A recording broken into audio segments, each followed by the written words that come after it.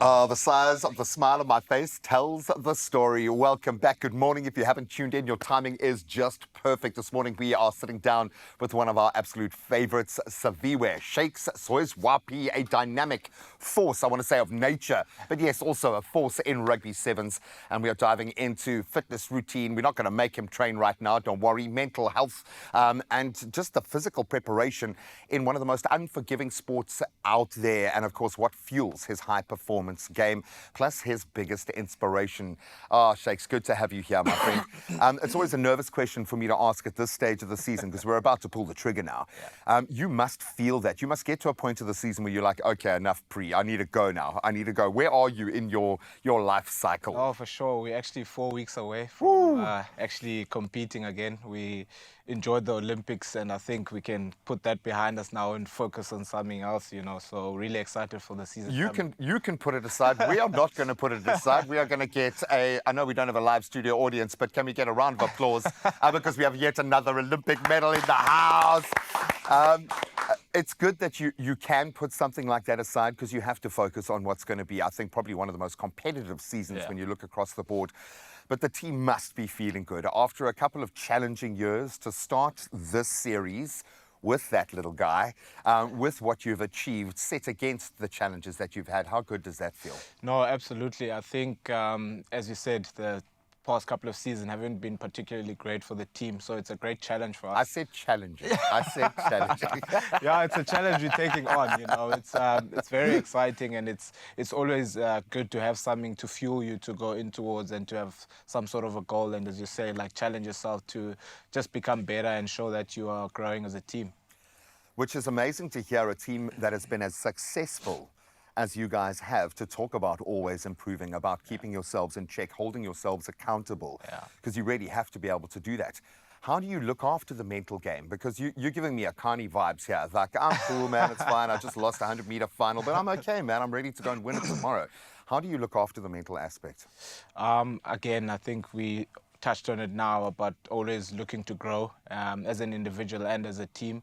And if you think you've arrived and you know it all, then you actually start dying and deteriorating and moving backwards. So for us, we always try, and I think it's a great element of being at your best and keeping to growing as a sports person and an individual, just to keep on growing and wanting to learn more each and every day. Because there's always going to be a youngster who's going to show you a new trick. But in your case, and it's crazy to me because you still seem like such a young man and clearly in your physical prime. But that mentoring goes up and down now. You need to have your brothers at your side, and you need to look after each other because it's going to be a long haul. Physically, how do you manage the festive season period? Because everyone else around you is going to be not training and not focusing on diets and not focusing on conditioning. How do you keep that true north?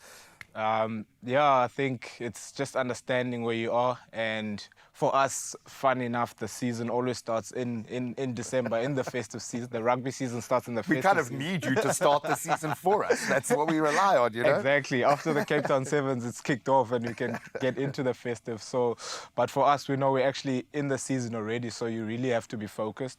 And I think it's just disciplining yourself and being in the right environments and not finding yourself in the wrong spaces where you can get temptation and all of that. Exactly. Don't even afford yourself the opportunity to make a bad choice. Just take it off the table. The best way is to run.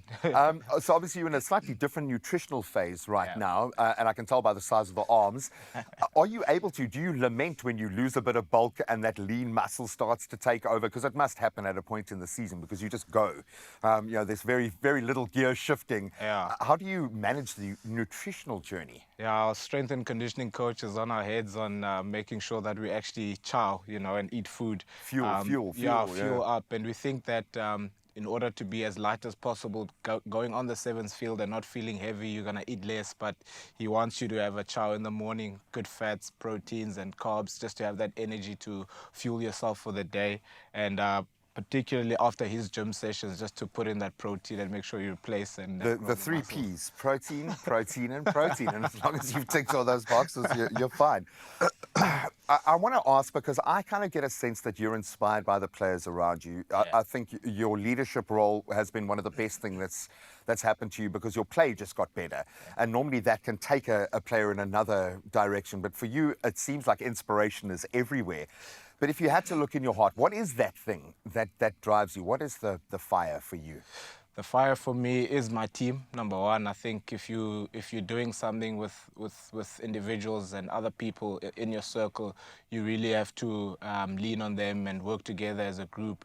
And again, we didn't have 2 great seasons looking back, but this group is growing together and growing towards each other and just looking to improve and get better. So, yeah, and especially my family as well. I have to mention that you just want to be an inspiration to them. You know, you grow up and you don't always have people that have achieved big things in your family. So For sure. yeah, you try to be that inspiration and you lean on them just to show them that it can also be possible for them as well. Yeah, well, they're a part of the journey. They're as much a part of that success, man. It means a huge amount to have you here at this particular point because I know it's going to be so crazy for the rest of the season that the next time I connect with you, it could be a completely different world.